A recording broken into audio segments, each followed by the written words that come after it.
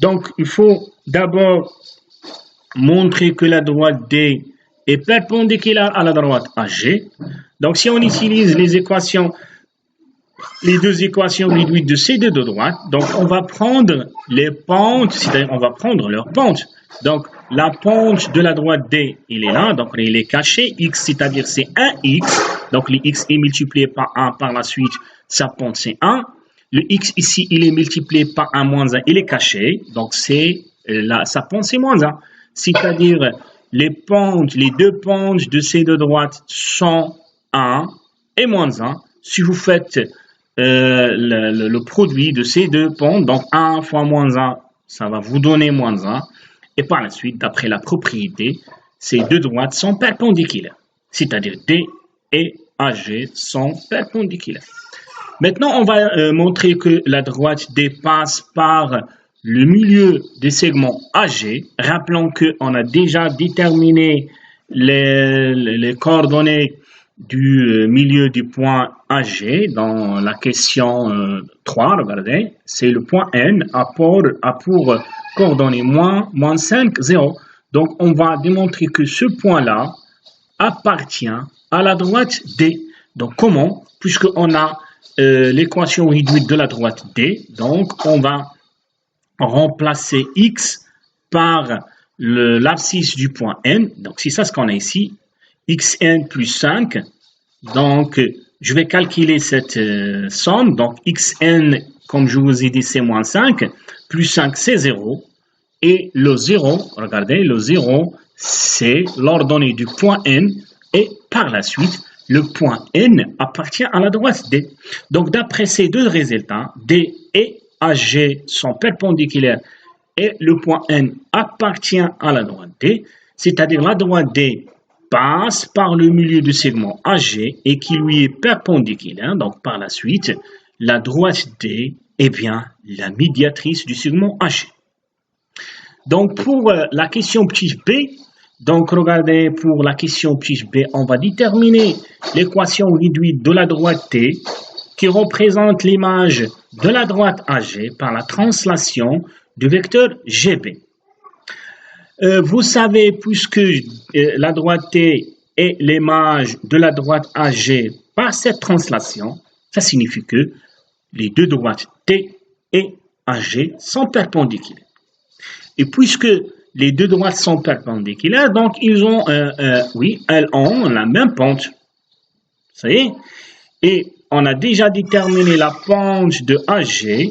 Donc, la pente de AG, c'est moins 1. Hein? Donc, c'est moins 1. Donc, c'est moins 1. Et donc, par la suite, l'équation réduite de la droite T, ça va être Y égale à moins X plus K. Donc, K, c'est l'ordonnée à l'origine.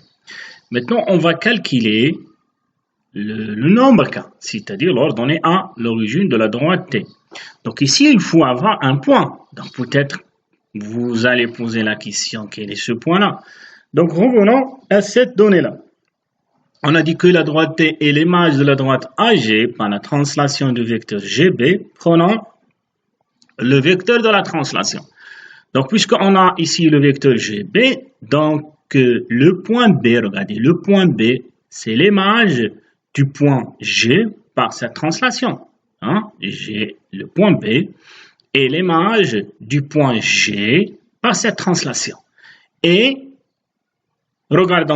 remarquons également que le point G appartient à la droite AG.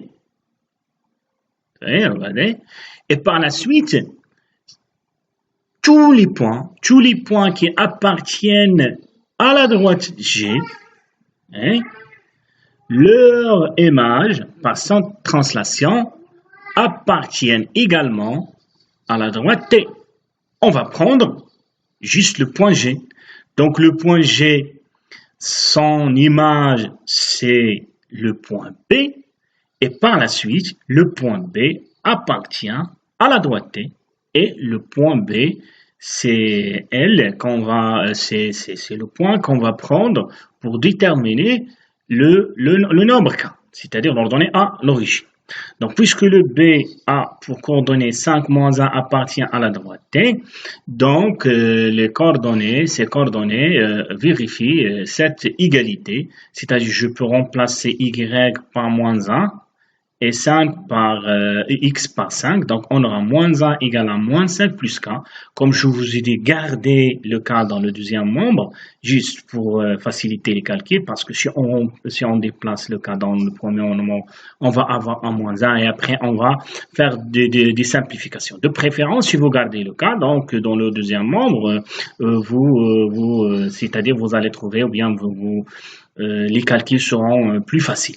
Donc, je vais déplacer le moins 5 dans notre membre. On aura moins 1 plus 5. Donc, moins 1 plus 5, c'est 4. Donc, 4, c'est la valeur de k.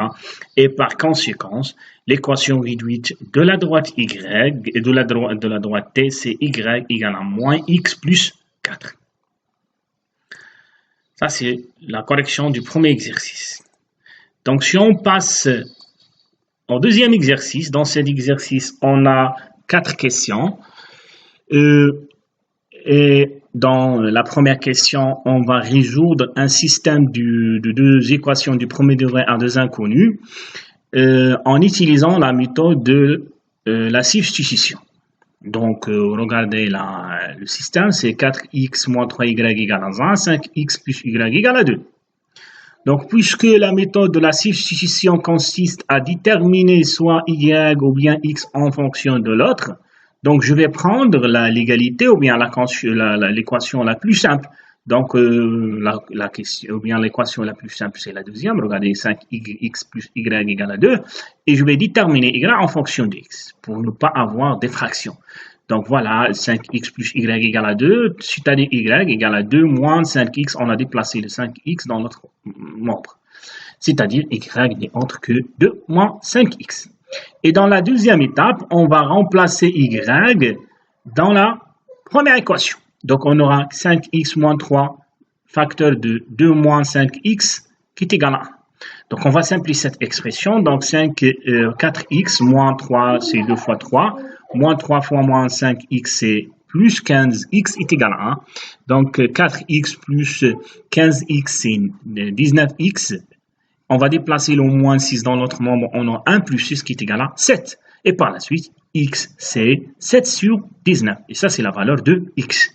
Donc, pour calculer la valeur de y, il suffit de revenir à cette égalité et de remplacer x par sa valeur et de calculer les opérations. Donc, c'est ça ce qu'on a fait ici. Donc, y égale à 2 moins 5 fois 7 sur 19. Donc, il faut mettre le tout sous forme d'une même dénominateur. Donc, c'est 19. Donc, il faut multiplier 2 par 19. On aura 38. 5 fois 7, c'est 35. Donc, 38 moins 35, c'est 3. 3 sur 19. Et le couple, regardez, n'oubliez pas, il faut respecter. Donc, on a x en premier, y en deuxième. Donc, il faut respecter même cet ordre dans le couple. Donc, 7 sur 19 et 3 sur 19 est la solution de ce système. Donc, comme vous voyez dans la première question, vous avez deux systèmes. Je ne vais pas corriger la deuxième. Donc, c'est de la même façon. Donc, je vais passer maintenant à la deuxième question. Également, dans la deuxième question, vous avez deux systèmes. Je vais corriger juste le premier système, mais dans la deuxième question, on va utiliser la méthode de la combinaison linéaire. Donc, voilà le système 2x moins y égale à 4, 5x plus 6y égale à 3.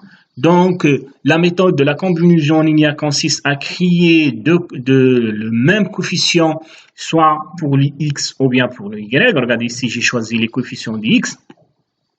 Donc, les coefficients de x sont 2 et 5.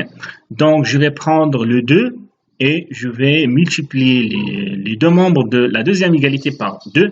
Donc, c'est ça ce qu'on va faire. Donc, 2 fois 5x, regardez, c'est 10x. 2 fois 6y, c'est 12y. Et 2 fois 3, c'est 6. On va faire la même chose. Donc, mais on va prendre maintenant le coefficient de x dans la deuxième équation, c'est 5. Et on va multiplier les deux membres de la première équation par 5.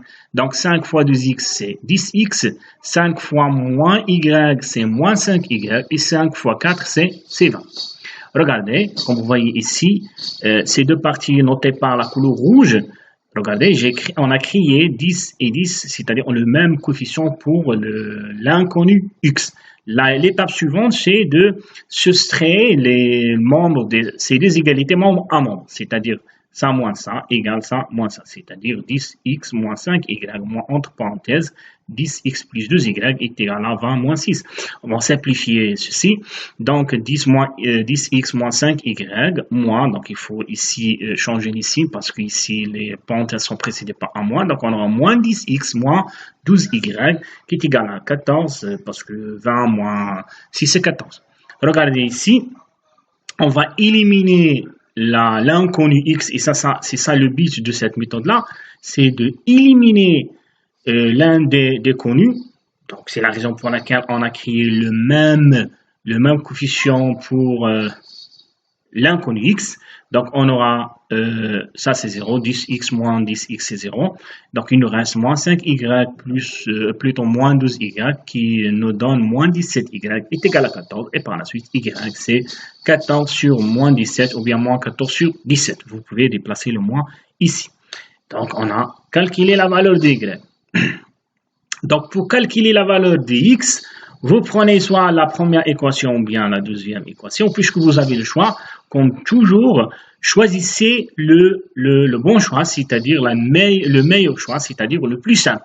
Donc ici, peut-être dans la première équation, les calculs vont être plus faciles. Regardez, je vais prendre la première, 2x moins y égale à 4, et je vais remplacer y par sa valeur, donc 2x plus, parce qu'ici on a moins et un autre moins, ça va être plus 14 sur 17, est égal à 4. Je vais mettre le tout sous forme du même dénominateur, donc c'est 17. Donc il faut multiplier ici par 2 en